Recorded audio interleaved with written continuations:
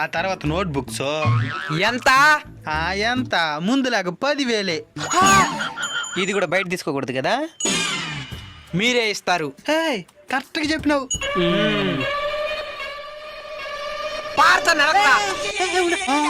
ఏమైంది?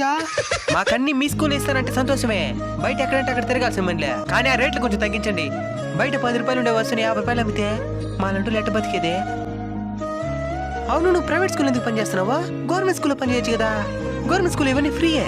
అంటే మార్కులు కొంచెం తక్కువ వచ్చినాయి కదా, అందుకే గవర్నమెంట్ స్కూల్లో జాబ్ రాలా.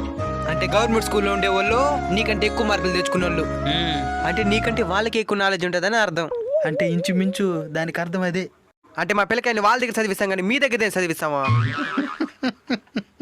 ఎందుకు నవ్వుతున్నావో? ఎందుకు నవ్వుతున్నారు సార్? వాళ్ళ పిల్లకాయలు మా దగ్గర చదువుతున్నారా?